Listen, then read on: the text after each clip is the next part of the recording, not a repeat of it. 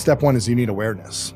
If you don't have awareness on your attachment style towards money and how your nervous system is when you receive money or when money leaves you, when you have to pay your bills or give money away, I want people to create just a scenario of awareness around how you feel and how you think when you receive money, when you pay money, when you look at your bank account, when you open your purse or your wallet, and just notice, how do I feel? Do I have shallow breathing? Do I feel relaxed? Do I feel anxious? Do I feel scarce? Do I feel abundant? Just step one is have awareness on how do I feel and how do I think about my money? The money I have, the money that's coming in, and the money that's going out. Yeah. That's step one. And when you can just have awareness around it, you can start to say, is my relationship the one that I want to be having? Do I feel really secure around money? If not, okay, what's something I can think about? First, let me think about my money story, the story of my life around money. And if your parents didn't have a secure relationship, if they fought, did they fight about money? Were you involved in the conversation about how expensive things were, about your school or sports or programs that they had to pay for they couldn't afford? Did they argue? Did they have challenges? Did they get divorced? Money is one of the biggest reasons people get divorced. It's one of the biggest arguments in marriage as well. So just notice, is my nervous system, is my body, is my energy, or my thoughts stressed out around money? Do I feel scarce or do I feel abundant? That's kind of step one. And then step two is understanding your money story. Because when you can reflect on your money story, you can see what your money personality style is today. So I felt very insecure around money. And when I got it, I got really excited, but I didn't know what to do with it. So I was also like afraid, I was insecure, and I was just unsure of it. In my 20s, when I got done playing football, I went to go pursue football, got injured, and I was on my sister's couch for a year and a half, and I had no money.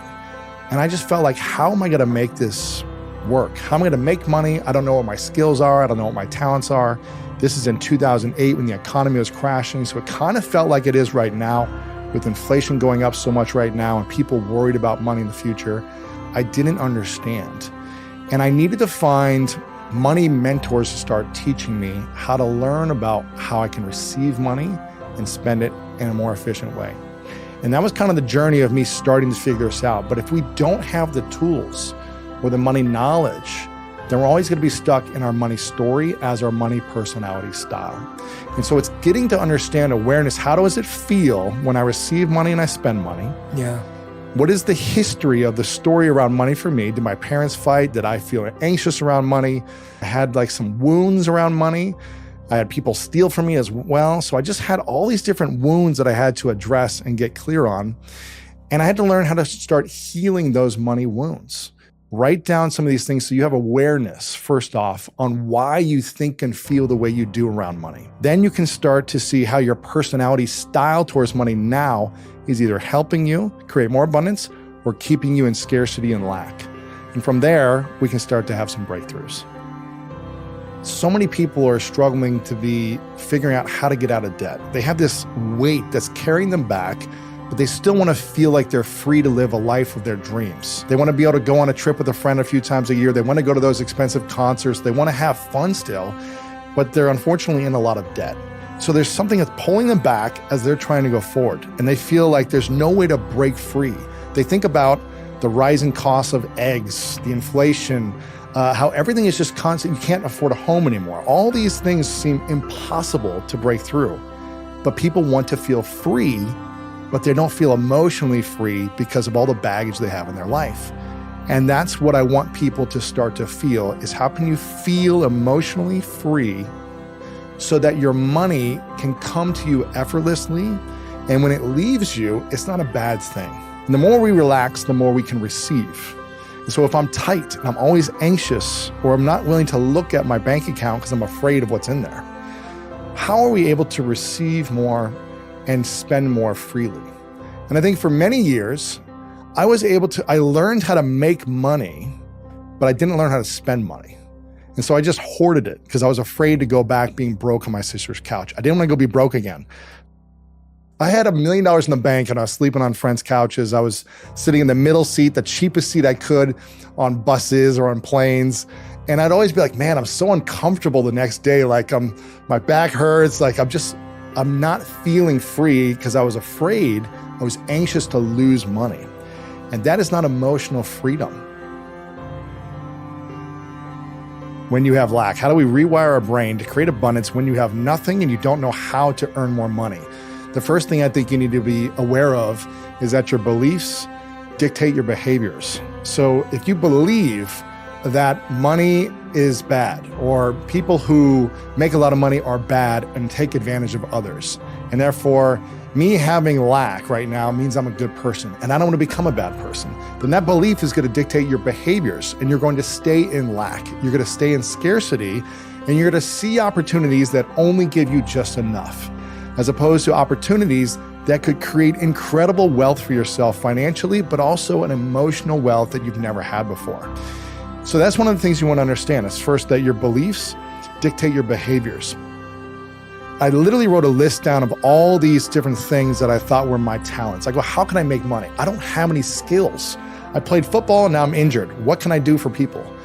But I was like, well, I'm really curious. Maybe I can just ask people questions. And never did I think in a million years that I could have a 12-year-old podcast just asking questions and make millions of dollars a year. I never thought that was possible. I was in my early 20s and I was like, you know what? I've got a lot of energy. I've got a lot of passion. So let me bring passion and energy to other people and excitement. And that energy was infectious. And there's a currency that's tied to that energy of passion, joy, excitement, curiosity. That currency may not look like money, but for those who are older, who have no more passion, they're burnt out, they're exhausted, it is the highest form of currency. They want that. They crave that energy. They've burnt themselves out for decades. They want to feel young again. They want to feel curious again. They want to feel excited again. And when you come to someone with that energy, you are bringing a different mindset. And most people think, when I have nothing, I need to take from someone else. Yeah. I don't have anything, so I can't give anything if I don't have it. So I need someone to give me money right now because I'm broke, I'm poor, I'm stuck, I'm stressed, I'm anxious. I can't think out of myself. And this first habit is really gratitude and generosity is the gateway to abundance. Just being generous with your time, with your resources, with your ideas, and helping others succeed. Does not matter how much is in your bank account, how big your net worth is, if you don't feel like you have an abundant life, if you're stressed, if you're overwhelmed, if you're anxious, if you're constantly in drama, that is not abundance. A high net worth does not mean you are free. And the goal is for us to feel free every moment of our lives as often as possible and allow money to be a tool to create incredible opportunities, memories, moments where you can be generous with it, with the people you care about, the causes you care about, the institutions you care about, to serve more people and feel good about doing it, not feel bad about doing it. And that's part of this process. Most people, when they lack money, they want to take from others. They want someone to help them. And you need to flip it on its head and say, how can I help others? Even when I have nothing, that is the time to be more generous and in more gratitude and say, thank you for this opportunity. When you are poor, when you're broke, when you're struggling financially, it feels really hard to feel abundant and rich. And we want to start shifting our thoughts, our emotions, and our energy on, okay, I know I'm in this financial situation. It doesn't feel good, but in order to get out of it, it's not feeling worse about it. It's starting to feel better about me, better about my values, my character, my kindness, my generosity, and seeing how can I add value to others. And that's the first thing we need to be thinking about. How can I get into a richness inside of me to serve others and take care of me at the same time? And money is an energy, and how we think and how we feel will dictate the energy we have towards it. And also, you create money through your energy. And the best way to create abundance is to go from helplessness to helpfulness. So instead of saying, I feel helpless, I don't know what to do, you've got to flip it and say, how can I be helpful? How can I help myself but by also helping someone else. How can I shift out of this negative energy into an energy of abundance, which is so hard to do when you have nothing. I remember for a year and a half feeling trapped on my sister's couch with no money, thinking, how am I going to do this? And there's just got to be a decision where you say, I'm going to get up and I'm going to get out of this funk, out of this energy, and